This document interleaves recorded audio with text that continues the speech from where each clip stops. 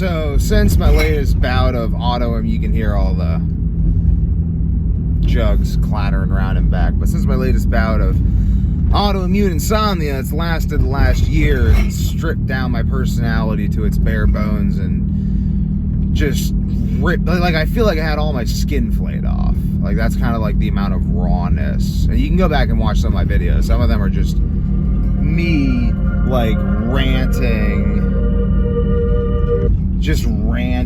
and like screaming. It's bad. I don't know. Go back, look at my old videos. You can kind of see like the ones from like a year ago, 7 months ago.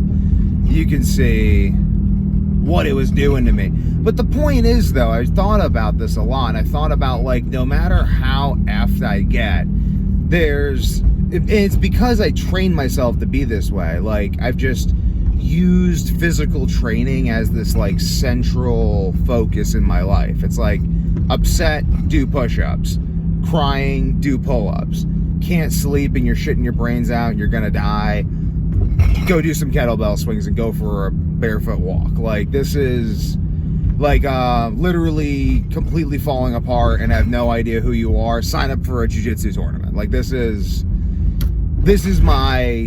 like what I do. Like when push comes to shove, when the shit hits the fan, when I don't know what else to do, I just get in really good shape and I train myself to fight people.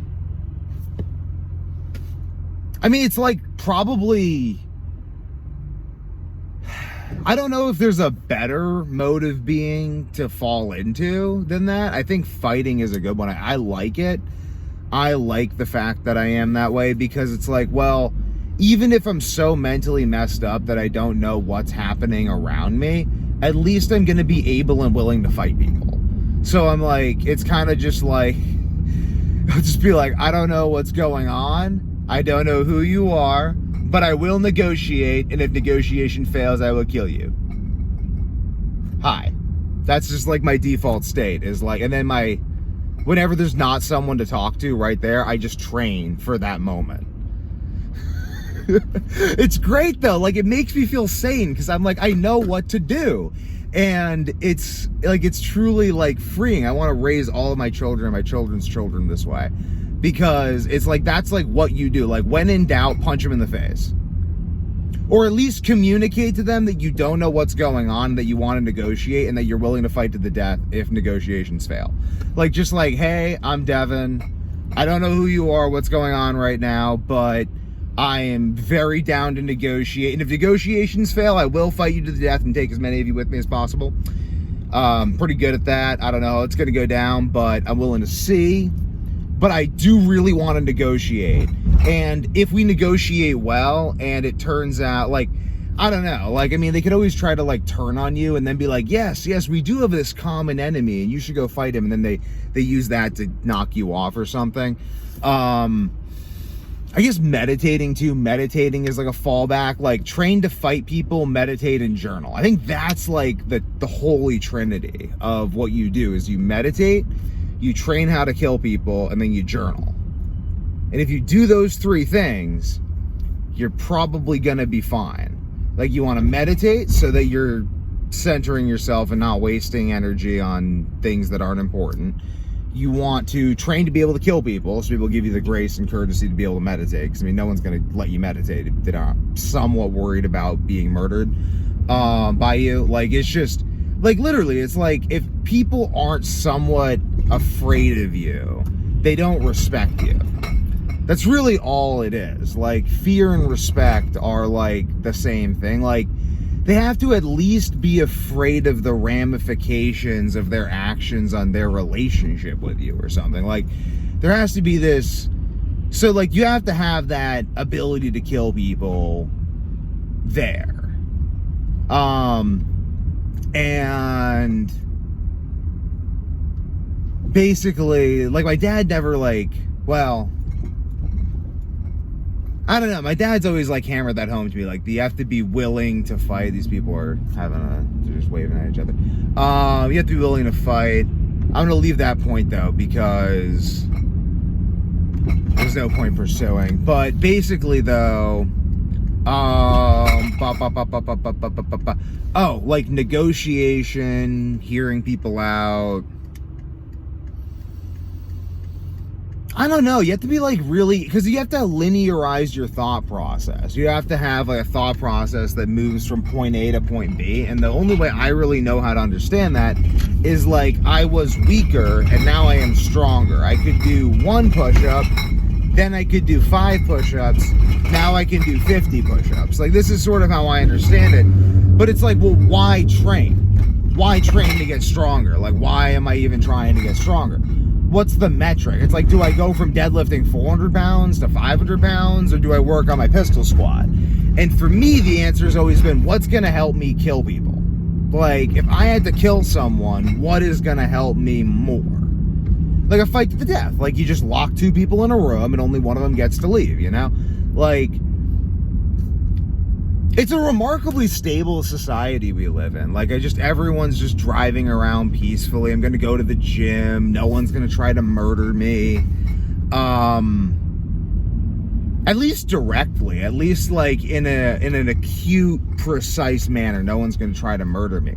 I mean, maybe they're going to try to, like, create economic policies that will lead to my family losing its assets, and then because we lose our assets, we're not able to buy food, and then they ship us off to Botany Bay to be slaves when we try to rebel. Maybe they do that, but they're not going to try to murder me now. So if I use that as an opportunity to train myself to murder anyone else if it were necessary, both in short and long term, economic, positional, fitness, techniques, weapons caching, networking, forming your own private military.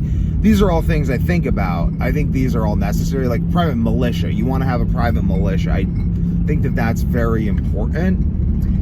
But I think that, like, these sorts of paramilitary activities, like paramilitia activities, martial arts, like this is, I think, a really good center to life. Like the samurai who meditates in the garden understands something fundamental. Like, you have to be a warrior in a garden. That's really, I guess, what I'm saying. And you only know it's a garden if it sustains a warrior. Like, if it doesn't sustain a warrior, then it's a prison. Maybe even a prison could be a garden if it was a well-run prison. Or even, I don't know.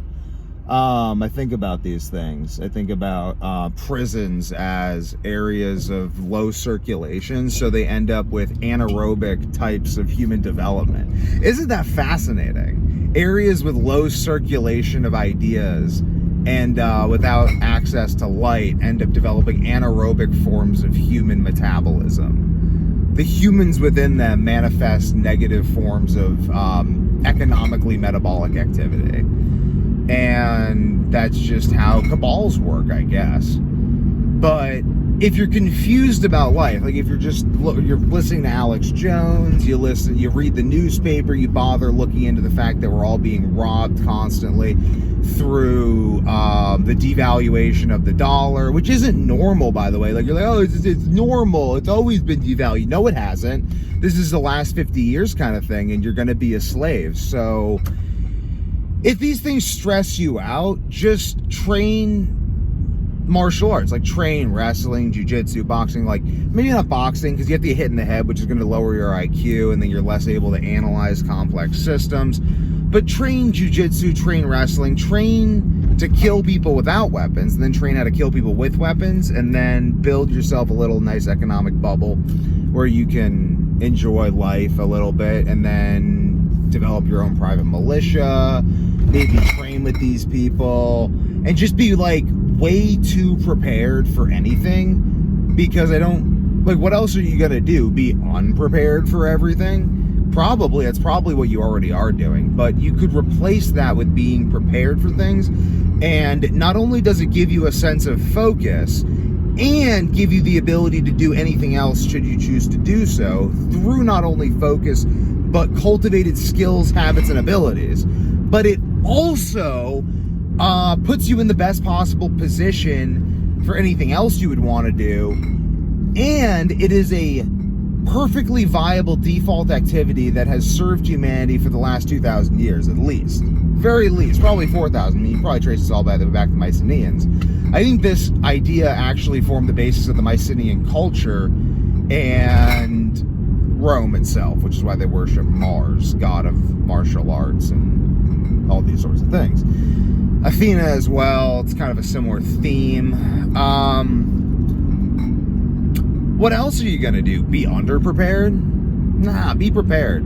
But like I said at the beginning of the video, I'm glad that I have, within myself, like the only thing I really know how to do is just make my, like not the only thing, but like 80% of my skill set is just simply every single multidisciplinary science that you would need to make a human being as able to kill someone as humanly possible, and then how to implement that in my life, and then build business and economic systems around that, and then actually go do that in tournaments, and then prepare to implement what I've tested in tournaments in real defense systems. I mean, like, this is just the way I think, and I don't think there's a better way to think, because at the end of the day, when you don't know what to do, what do you do? Like when I'm like, literally, like this is like my default is just build and operate. Like you want to, what else are you going to do? Like whine and complain? I don't know. I think that that's like a really excellent default mental state, is just murder training and then building of support systems for murder training, because it makes you focused.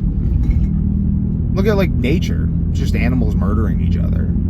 Look at humans, it's just humans building abstract systems for enslaving and murdering each other, and then sometimes cooperating when the murder yoga works out properly and the calculus of power dictates, but not being too naive about it or excessively optimistic, because like, I mean, seriously, open a history textbook, people.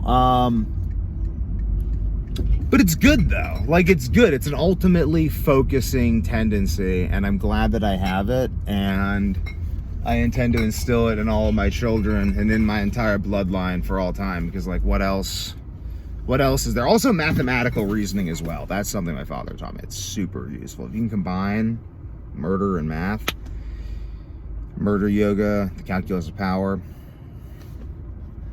I mean, it's not the desire to murder people. It's more just like, I don't know, consider me like a pacifist. Like, whoever wants peace should prepare for war. And I just became aware that people aren't these like perfect moral agents. And then I was like, oh my God, I live in a world where humans aren't perfect moral agents. What am I to do? Become the best at violence and murder. And then don't do it, but just kind of build